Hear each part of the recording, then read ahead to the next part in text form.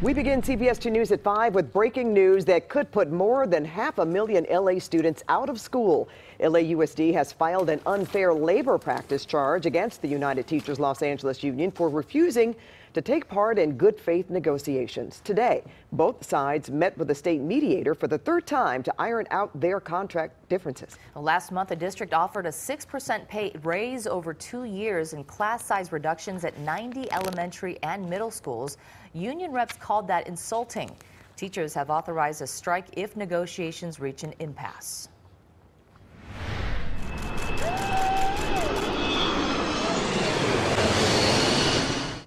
And now to more breaking news. A brush fire breaks out near Cal State San Bernardino. They're calling this one the North Park Fire. Flames erupted around 2 o'clock this afternoon near West North Park Boulevard and North Mountain Drive. Well, so far, 50 acres have burned with zero containment. Firefighters have closed an area around I Street and 59th so they can get to the fire quickly. And we're told 2 people have been detained, and we will keep you posted as more updates come in. Well, it really felt more like summer again today with fire danger on the mind of many. Yeah, but there is about to be a shift in the temperature. Garth Kemp joins us now with our first forecast. Garth. Yeah, we did warm up just a little bit today, so it felt that way. 73 degrees right now. Winds are calm, but we have some chances of rain, cooler temperatures. Then we're going to go offshore and start to bring things back up, and fire weather watches will be going into effect throughout the area. Camarillo right now, 72 degrees, west-southwest winds at around 10 miles an hour. You can see some of the clouds. That's the leading edge of that low pressure area, kind of pushing through the area. Burbank, 76, south winds right now at 9. 2 points up, the humidity pretty much where it should be. But you can see around the area the temperatures have come up from where we were yesterday. 86 San Bernardino, 70 by the airport, 71 in Santa Ana. Coming up in a little bit, we'll talk about possible shot of some showers coming our way. Then we'll show you some of those watches and warnings that are up through the area as we start to go offshore. That's just about 16 minutes from now. Back to you guys. All right, thanks, Garth. A murder mystery in Little Rock where authorities confirm human remains were found near a burned out home. Investigators in masks returned to the area today. The sheriff's office and the coroner's office say they found the remains of 3 people, but they have not identified them. Yesterday, Sky 2 was overhead when a burned out car was dragged out. Now, that car might have been covering a hole on the property. Neighbors are concerned. We've never met any of the people that live there. They've always kept to themselves. We're all on acreage property, but when something happens, we all come together as a community. So this is kind of shocking. Investigators say they don't know how long the remains have been there. Neighbors say they saw deputies swarm the house a few weeks ago. They're wondering if the remains belong to 3 friends who went missing in January. Tonight, more shocking aerial images are coming in showing the massive devastation as the Florida Panhandle recovers from Hurricane Michael. The White House announced President Trump will visit the storm-ravaged areas next week. That catastrophic storm is now blamed for at least 17 deaths from the Gulf Coast to Virginia, and that number could continue to go up. Search and recovery teams are going door to door in Mexico Beach, Florida, looking for survivors. The tourist town is practically unrecognizable. The FEMA director says he expects the death toll to rise. That's because many people did not evacuate. The storm jumped to a Category 4 virtually overnight.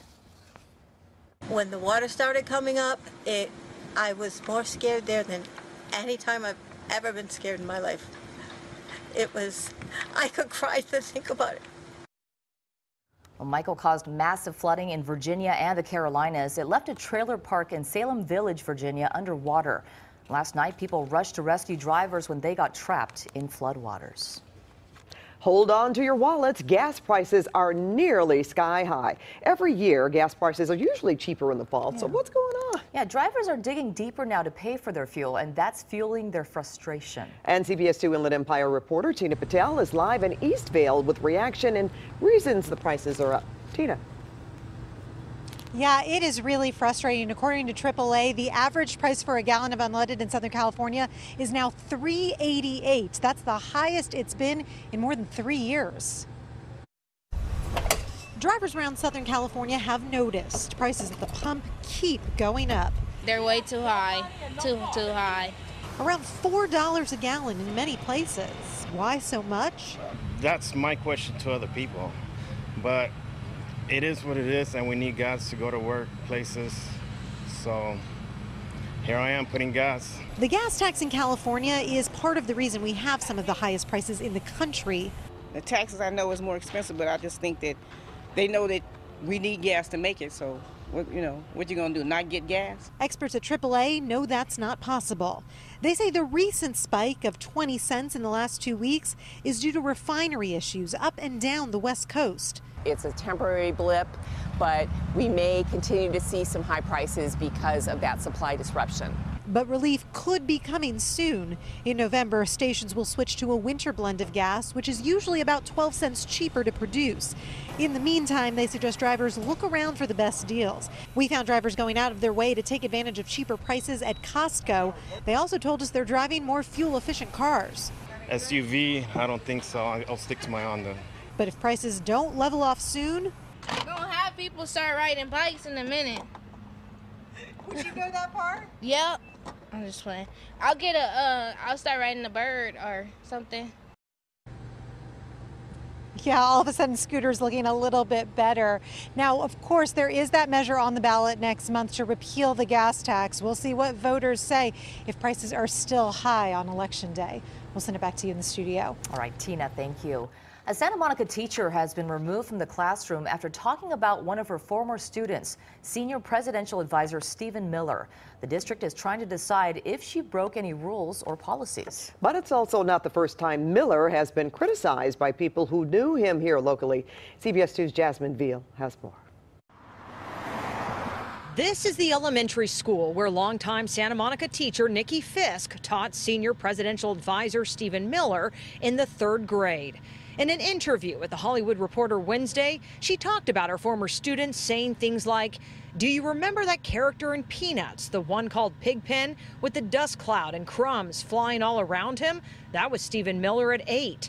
And he would pour the glue on his arm, let it dry, peel it off, and then eat it." The Santa Monica Malibu Unified School District says it has placed Fisk on paid leave while it determines if any student privacy laws or policies were violated. I don't know how that happened. At her home today, her husband spoke to us briefly, saying he does not know why she made those comments. She's a dedicated teacher, and she's just waiting to get back in the classroom. Miller is an influential advisor and the driving force behind Mr. Trump's hardline immigration policies, including the border wall, separating families, and the travel ban aimed at predominantly Muslim countries.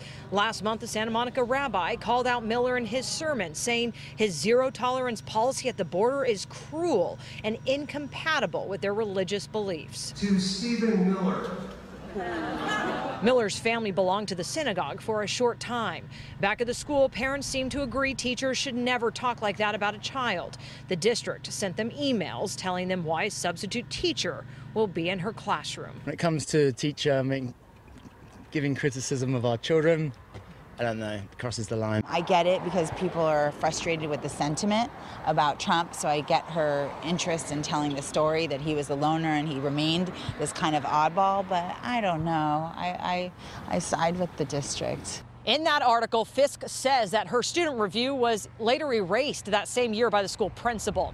The district tells me so far they've taken non-disciplinary action and they have no idea when this review will be complete. Here in Santa Monica, Jasmine Veal, CBS 2 News. Well, hundreds of students and parents are protesting the West Side subway expansion slated to run beneath their school. Save our school! Save our school! The crowd gathered this morning at Will Rogers Memorial Park. The subway route is the second of 3 extensions planned to connect the route between Koreatown and West LA.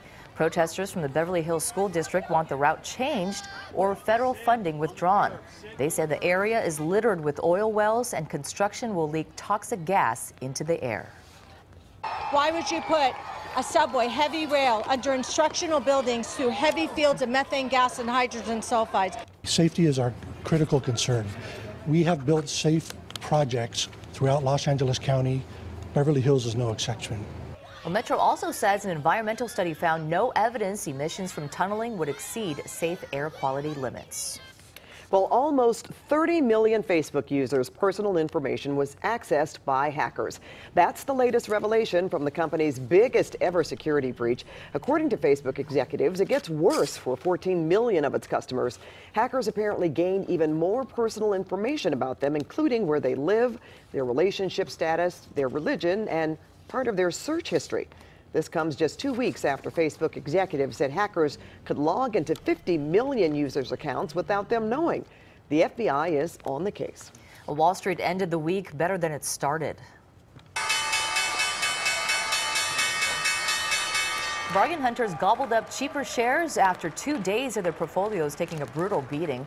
Despite today's rally, though, the major indices had their worst week since March. And let's look at the big board now. The Dow shot up 287 points to close the week at nearly 25,340. The tech-heavy NASDAQ also rose nearly 168 points to close at nearly 7,500. And the broader S&P 500 ticked up nearly 39 points to settle at 2,767. Well, you wrote and we listened. 10 Sears customers reached out to 2 on Your Side with appliance warranty and repair issues, and we got results. Plus, Mega Millions fever, the jackpot, the third largest ever for the game, now $548 million. But first, talk about a wrong turn, how this school bus ended up nose first in someone's backyard pool.